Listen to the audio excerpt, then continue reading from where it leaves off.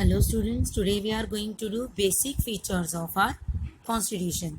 Before that, we have done the needs of constitution, how it formed. Okay, now there are the basic feature कि हमारे constitution के main features क्या हैं. Okay, the features means qualities.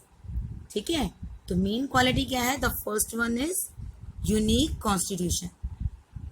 As we have discussed before, that we have adopted the best features of different constitutions, that is from USA, UK और Canada, Russia.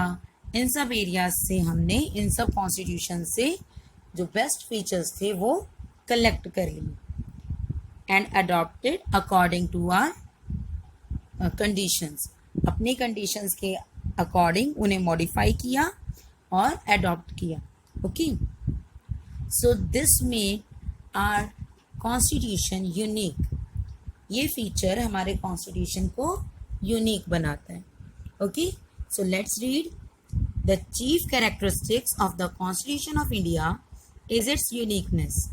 The best feature of many existing constitutions of the world were modified and adapted to our needs and conditions.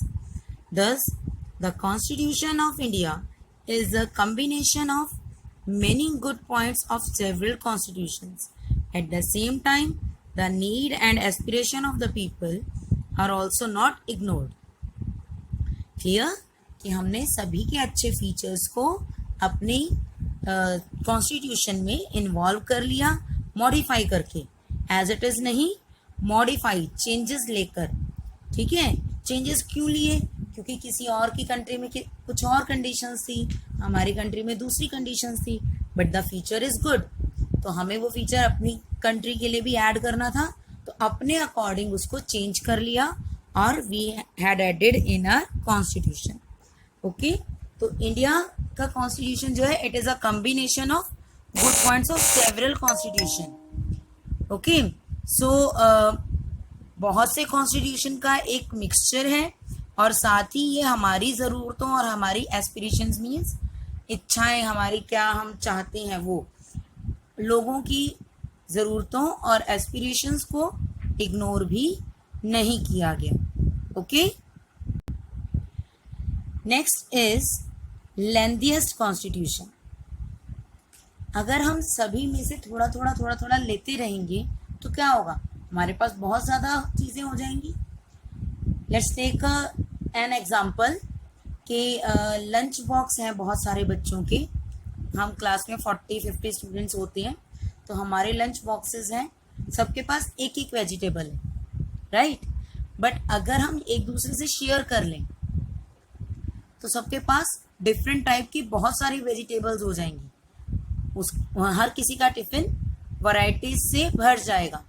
ठीक है, so same here कि हमारे constitution में different constitutions के features आ गए and it makes our constitution lengthiest.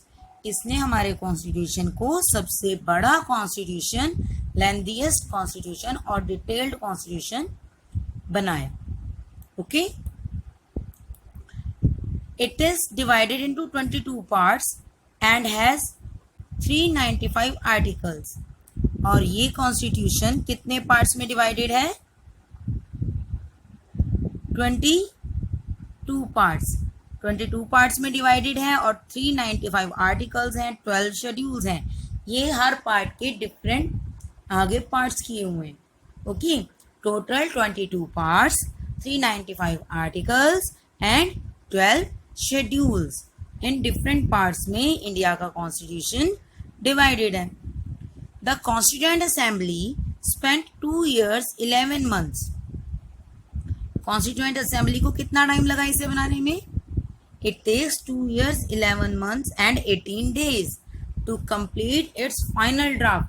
जो हमारा अब कॉन्स्टिट्यूशन कंप्लीट हुआ है, इसे बनाने में 2 years 11 months and 18 days, total 18 days लगे. ठीक है, और कब ये बनकर कंप्लीट हुआ? It completed on November 26, 1949. नवंबर 26, 1949 में हमारा कॉन्स्टिट्यूशन कंप्लीटली फॉर्म हो चुका था, but it was adopted at and enforced on January 26, 1950। और ये 1950 को अडॉप्ट किया एंड एनफोर्स किया।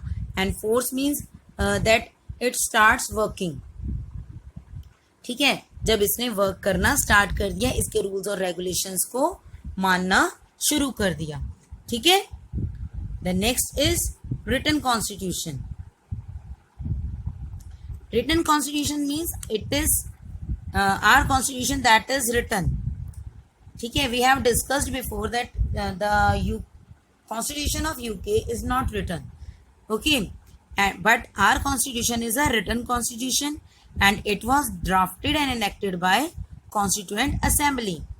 इसका एक रफ वर्क भी किया गया था पहले और उसके बाद इसको कंप्लीट किया गया और उसके बाद इनेक्ट किया, इसको वर्किंग में लेकर आए।